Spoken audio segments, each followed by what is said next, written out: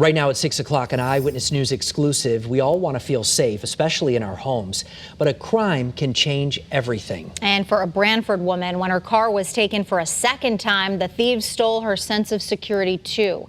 This is a story you will see only on 3. Our chief political reporter Susan Raff is joining us right now. She has more on her story tonight. Susan? This is really an incredible story. We've been hearing so much about the increase in car thefts. It's certainly been the talk all over our state. And in this case, Sandy Kraus did nothing wrong, yet she's been victimized twice. Sadly, her home is now heavily secured, and she's still living in fear. So this is where they broke in. If you think your home is safe, wait till you hear what happened to Sandy Kraus.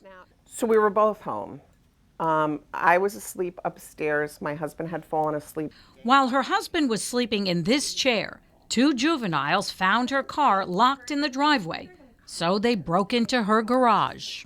They used just a flat thing. Took about, the locksmith told me, it literally took seconds. They got into the house. They moved here into the kitchen, and when they came in the kitchen, on this counter was Sandy's purse, and the keys to the car were inside. The police knocked on our door at 4:30 in the morning because somebody called that there was suspicious activity and they had reported my license plates. Her car had been stolen. It was a brand new Audi with only 2,000 miles. And if you thought having one car stolen was traumatic, how about 2? Just 1 year before, Sandy had another car. She's also convinced was locked, was stolen from her driveway. She says both cars were used in robberies. There's no other word to describe it than it's frightening. We've had our alarm system beefed up. We now can't leave our bedroom at night because the whole house is so alarmed. Her Audi was trashed when police found it.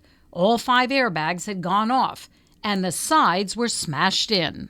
The rugs were burned, and from the, I guess, the cooking of the meth or whatever. One thing that's not talked about very often, though, is what happens after the crime. A spike in car thefts during the pandemic has created fear and has mobilized community groups who want tougher penalties for repeat offenders. Republican lawmakers say we need more deterrence, including for juveniles. Car thefts are considered a property crime, but to Sandy, they're much more than that. Her husband bought her the Audi. To celebrate the fact that I had survived basically unsurvivable cancer for 20 years. So it was a gift. Now her fight is with the insurance companies. Sandy has been without a car for 5 months. She was given $1,000 to rent one, but that lasted only 20 days. Everyone has told me it should be totaled. But she says the insurance companies won't total it or even guarantee the new airbags will work. And she says her insurance doesn't want to pay for all the repairs. It's a battle she fights every day, on top of living in fear. Even on hot summer days, the windows are always locked. This is what she wants you to know. When they're bold enough to come back again and see that the car is clearly locked and break into a home with weapons, we've gone to the next level. It certainly has been a nightmare, and it has gotten worse. Sandy says her insurance company has dropped some of her coverage because 2 cars have now been stolen. There's so much to this, and we are going to get more answers. It's really tragic.